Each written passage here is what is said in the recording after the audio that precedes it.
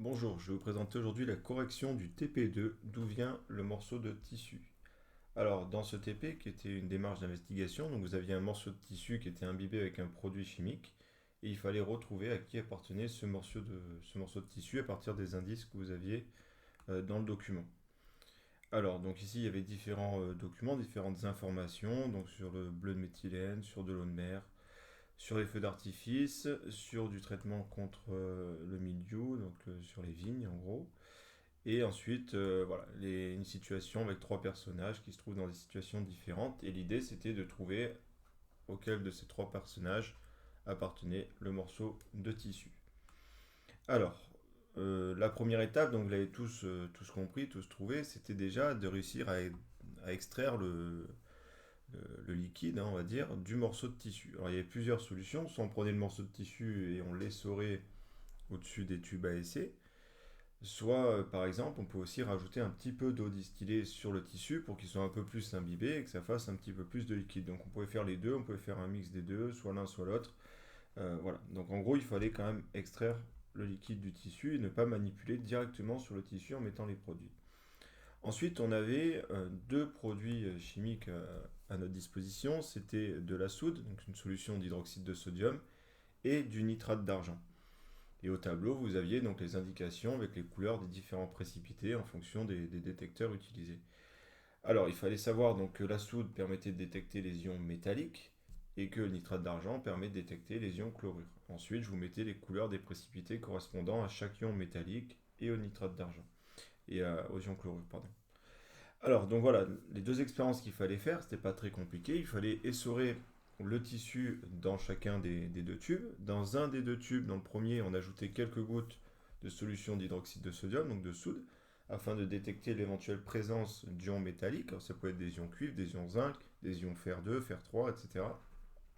Et dans la deuxième expérience, il fallait mettre dans le deuxième tube donc quelques gouttes de nitrate d'argent, cette fois-ci pour détecter les ions chlorure. Donc de toute façon, vous aviez que ces deux produits-là à disposition. Vous aviez le troisième produit qui était le liquide qui imbibait le tissu. Donc il n'y avait pas 50 possibilités, on va dire, pour organiser votre expérience. Et alors une fois que vous faisiez les TP, ça dépendait des groupes que vous étiez. Donc si vous aviez Jackson, un tissu qui a été imbibé avec le produit de Jackson, on va dire, vous aviez les deux tests positifs. Donc le test avec la solution d'hydroxyde de sodium, vous obteniez un précipité bleu, et le test avec la solution de nitrate d'argent, vous obteniez un précipité blanc qui noircissait à la lumière. Ça, c'était pour Jackson. Pour Magali, ce que Magali obtenait simplement un test positif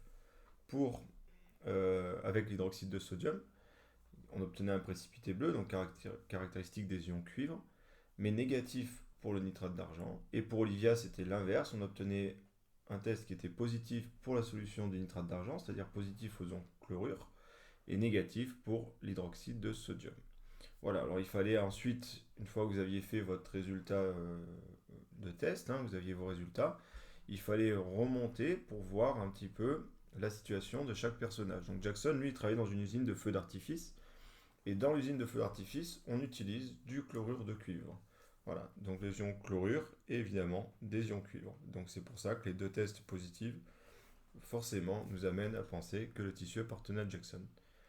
Pour Magali, donc dans les vignes, on utilise du sulfate de cuivre. Donc cette fois-ci, il n'y a pas d'ion chlorure. Donc le test doit être simplement positif avec les ions chlorure, ce qui était le cas pour Magali.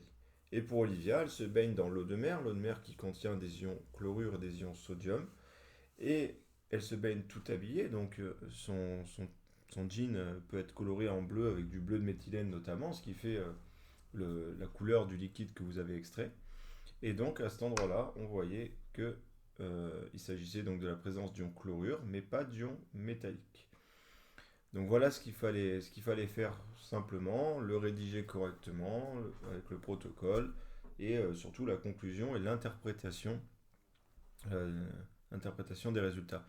Alors certains n'ont pas trop compris parce que certains ont dit oui je vais tester l'eau de mer, je vais tester les feux d'artifice.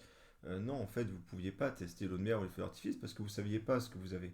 Justement, vous, ce que vous deviez tester, c'est le liquide du tissu, sans savoir ce que c'était. Et à partir du moment où vous aviez les résultats des tests, il fallait simplement en déduire qu'il s'agissait du tissu de Jackson, Magali ou Olivia. Voilà, donc certains sont partis dans une mauvaise direction et ont eu du mal ensuite à se rattraper au niveau du raisonnement parce que c'était pas clair. Au niveau du schéma, regardez comment je l'ai fait moi. Donc au milieu, j'ai mis deux tubes à essai, donc c'est le début de l'expérience avec le liquide du tissu. En haut, je vois le tissu, donc il faut essorer pour mettre. Évidemment, c'est pas le tissu que je mets directement dans les tubes, hein, c'est le liquide issu du tissu. Sur la droite, je rajoute de l'hydroxyde de sodium, j'obtiens un précipité bleu. Donc ça, c'était positif dans le cas de Jackson et Magali. Et sur la gauche, je rajoute du nitrate d'argent et j'obtiens cette fois-ci un précipité blanc qui noircit à la lumière. Et ça, c'était caractéristique des habits de Jackson et Olivia. Donc on voit bien que si les deux tests sont positifs, c'est Jackson. S'il n'y a que celui de gauche, c'est Olivia. Que celui de droite, c'est Magali.